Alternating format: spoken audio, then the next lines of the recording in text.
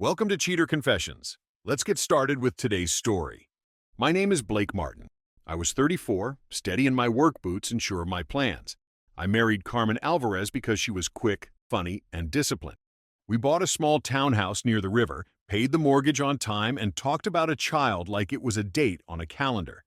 I ran crews for a mid-sized construction firm, managing schedules and budgets. Life moved in straight lines. Trying for a baby turned those lines into knots. At first, we joked about timing and apps. Then months stacked up. Clinics drew blood, scanned organs, and logged numbers. Results said normal on both sides, which felt like a door locked from the inside. Insurance covered part of it. The rest came out of overtime. I added Saturdays. I told myself the grind would carry us through. Pressure showed up in quiet ways. She would stand at the sink longer than needed, staring at a glass she wasn't washing. I would check spreadsheets at midnight just to avoid the silence. When a cycle failed, we stacked the test in the trash and pretended to forget. Neither of us forgot. "Maybe we should skip the next round," I said one night. Carmen lifted a shoulder. "Skip means quit." "It means breathe," I answered. "We don't have that luxury." The next morning, I found a printout from a clinic across town, highlighted in yellow. New protocol, higher odds, more cost. I put it under a magnet and left for the site before dawn. Arguments stayed professional, like meetings with bad news. No yelling, just statements. "We should consider adoption," I said. "We can still try," she replied. "How many more attempts?" "Until it works." That was the split. I needed limits. She needed hope without a ceiling. Her closest friend, Melissa Grant, visited often. They spoke in the bedroom with the door half closed. It was Melissa who first mentioned the retreat. She sat in our living room one Saturday afternoon, flipping through her phone, showing Carmen glossy pictures of red desert cliffs and white meditation tents pitched under clear skies. "They call it a wellness program," Melissa said. "Couples come back lighter. Some are even pregnant."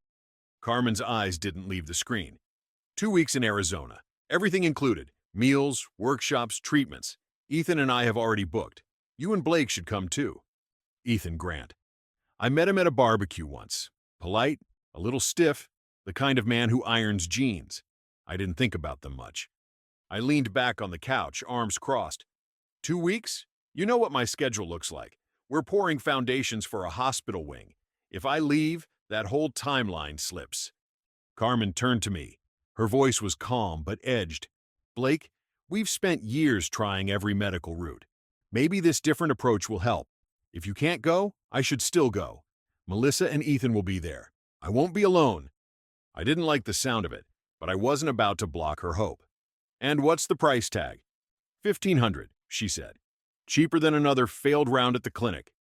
I rubbed my jaw. "So, you're asking me to stay behind while you go on some desert retreat with your friend and her husband?" Carmen's answer was direct. "I'm asking you to let me try something that doesn't feel like a hospital waiting room." We didn't fight, not loudly. We just stopped talking for a while. Later that night, lying in bed, she rolled toward me. "I need this, Blake. I can't keep doing the same thing over and over." I stared at the ceiling. "If it helps you, go. Just remember, I can't leave my crew in the middle of a project." She pressed her hand to my chest. "Thank you." The morning she left, I drove her to the airport. Melissa and Ethan were already waiting by the gate, both smiling like this was a vacation. Carmen hugged me tightly. "I'll call every day," she promised. "Take care of yourself," I told her. Then she walked off with her suitcase, laughing at something Melissa said. By the time I was back at the job site, I had convinced myself it was just another expense, another gamble, and that she'd come home calmer. Still, I couldn't shake the image of her boarding that plane with Ethan a few steps behind. Carmen came back almost 3 weeks later. I picked her up at the airport on a Tuesday afternoon. She looked lighter, like someone who'd shed an old coat. "Blake," she said, hugging me hard. "It was incredible. I have so much to tell you." On the drive home, she spoke nonstop. She laughed when she said Melissa had struggled to sit still during the long breathing sessions. Ethan had apparently joined the diet workshops. "It wasn't just about babies," Carmen said. "It was about clearing space, being open. I feel different." I kept my eyes on the road. "Different good?" "Yes," she said quickly. "Better than I've felt in years." At home, I noticed changes right away. She rearranged the pantry, stocked herbal teas and supplements. She suggested we cook together, lighter meals. Every evening she wanted us to sit for 10 minutes, eyes closed, breathing in sync. It felt strange, but it was the closest we'd been in months, maybe years. One night after dinner, she reached for my hand. "I know you've carried the weight of this. Let's start fresh, okay?" I nodded. Fresh sounds good. Weeks rolled by. She was affectionate again, reaching for me in the mornings, laughing at things I said. For the first time in a long time, I believed maybe we'd turned a corner. Then, one Thursday evening, she came through the door holding a small white stick in her hand, eyes glassy with tears. "Blake," she whispered, "I'm pregnant." I froze, staring at the word on the test. I pulled her in and felt her shoulders shake against me. After 4 years of disappointment, we finally had the news we'd prayed for. I called off work the next day so we could go to the clinic together. Blood tests confirmed it, 5 weeks along. We drove home in silence, both of us holding on to the miracle like it might slip through our fingers. For the first time in years, the house didn't feel empty. It felt like the start of something. Still, in the back of my mind, I couldn't ignore the math. 5 weeks pregnant, just about the time she'd stepped off that plane. By the 4th month of her pregnancy, Carmen's phone started acting up. Apps froze, screen flickered, messages wouldn't load. One Saturday morning, she slid it across the counter. "Can you look at this? It's driving me crazy." I'd fixed plenty of electronics before, so I started checking settings. As I cleared cache files, a text notification flashed across the screen. "Please don't do this. You know what's at stake." I stared at it until the screen dimmed. My pulse climbed. I tapped the message. The thread stretched back months. The sender was Ethan Grant. I scrolled fast. The early texts from Arizona were playful. "Can't stop thinking about that night. Wish we could be open about this." My chest tightened. Then came the shift. Panic from him, bargaining from her. "You can't tell Melissa, please," Ethan said. "Relax. As long as you keep helping, no one has to know." "She'll leave me if she finds out. I'll lose everything," he said. "Then you better make sure I don't have to raise this baby alone," Carmen had replied. The last message stopped me cold. "He thinks it's his. Don't ruin this." I was still holding the phone when Carmen walked in with a basket of laundry. She froze when she saw my face. "What?" she asked. I lifted the phone. "Who's Ethan to you, besides Melissa's husband?" Her face drained of color. She opened her mouth, closed it, then forced a smile. "He's just a friend. He offered to help with some expenses. That's all." I read aloud. "He thinks it's his." Her eyes darted to the floor. "You're twisting this." "Am I?" I stepped closer. "Did you sleep with him during that trip?" "No," she snapped. "Absolutely not." "Then why does he think you'll tell Melissa? Why does he think this baby might be his?" Her jaw clenched. "Because you're paranoid. You see what you want to see." I held her stare. "Then prove it. Take a paternity test." She shook her head instantly. "That's dangerous, Blake. Stressful for the baby. And insulting to me. After everything we've been through, you'd question me like this?" I didn't answer. The silence stretched, heavy. She turned and walked out of the room, leaving me with the phone and a truth I could no longer unsee. 2 weeks later, I packed a small suitcase and left the townhouse. Carmen stood in the doorway, arms folded across her chest. "So, that's it?" she said flatly. "You're just abandoning your pregnant wife?" I slung the bag over my shoulder. "I'm not abandoning anyone. I'm not raising another man's child." Her voice cracked with anger. "You're cruel. Do you know what people will think? You'll look like the husband who couldn't handle pressure and ran." I stopped at the door. "Let them think what they want. I saw the messages." I filed for divorce the following Monday. My lawyer, Daniel Harris, listened carefully as I laid everything out. He tapped a pen against his notepad. "Text messages are strong circumstantial evidence," he said. "But until there's DNA, it's your word against hers." Carmen fought back hard. She hired her own attorney and painted herself as the victim. Her court filings described me as paranoid, unstable, and incapable of handling the stress of fertility treatments. She insisted I had abandoned her in her time of need. At the first hearing, her lawyer hammered me with questions. "Mr. Martin, do you have proof that this child is not yours?" "Not yet," I answered. "Then you're accusing your wife without evidence. Isn't that correct?" The judge, a gray-haired woman with sharp eyes, frowned at me. "Mr. Martin, this is a serious allegation. Until the child is born and parentage can be determined, you will provide temporary support. Mrs. Alvarez will remain in the marital home." That night, I moved into a small apartment across town, one bedroom, bare walls. The silence there was heavier than the one Carmen and I had shared. Weeks passed. Carmen called twice, saying we could still work things out if I dropped the divorce.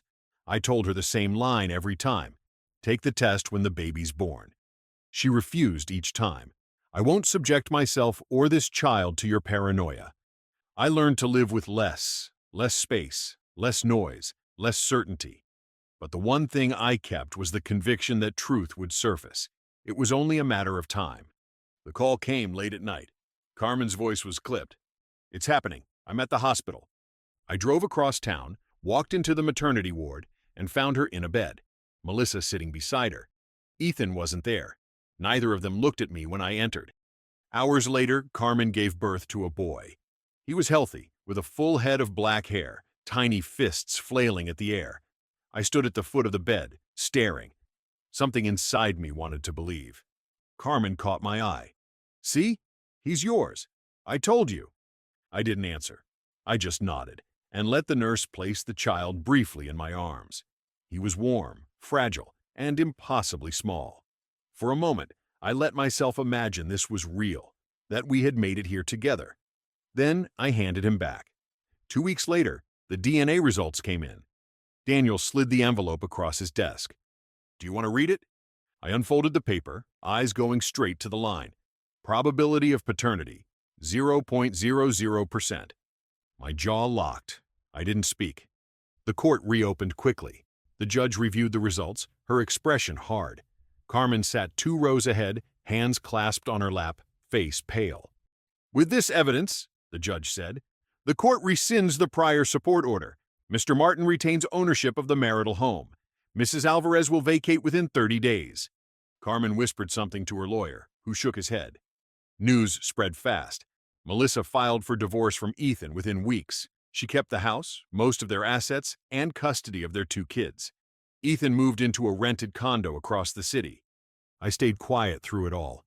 No calls to Carmen, no gloating, no arguments. The papers spoke for me. The truth was enough. Still, some nights, I caught myself replaying that moment in the delivery room. The boy in my arms, Carmen's eyes on me, daring me to believe the lie. 30 days later, Carmen was gone. She left behind a few boxes of clothes in the closet and a drawer of old makeup in the bathroom. I packed them neatly and left them with her parents. No note, no explanation. Through mutual friends, I heard she had moved back in with her family, raising the baby without Ethan. Word was he refused to send money, and Melissa's divorce had stripped him of nearly everything. Carmen's plan for security collapsed the moment the DNA results hit the file. Melissa called me once. "I just want you to know I had no idea," she said, her voice steady but cold. "Ethan admitted everything after the results came out. I filed the next day." "I believe you," I said, "but I think it's best we don't talk again."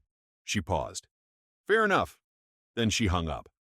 The circle of friends we used to see on weekends drifted away. Nobody wanted to choose sides in a story that messy. I didn't blame them. Nights in the house were quiet. I worked long hours, came home, and cooked simple meals. The silence wasn't comfortable, but it was clean. No lies hanging in the air. Sometimes I stood in the living room and remembered the day Carmen walked out with her suitcase for that trip. That was the line where everything split. People asked later if I regretted it all. The years, the money, the fight in court. My answer never changed. The truth costs less than living in a lie. I thought about the infertility that had haunted us. Back then, it felt like a curse. Now I saw it differently. If Carmen and I had conceived in those first years, I might have stayed blind to who she really was. The retreat, the affair, the betrayal. It tore everything down, but it also revealed the truth. One night, sitting alone on the back porch, I realized I was grateful for the silence. Grateful that no one in my house was pretending. Loneliness is hard, but it's easier than waking up every morning beside a lie. And that was the end of it. The trip she took broke our marriage, but it also broke the illusion. What I had left was mine, and it was honest. Thank you for watching.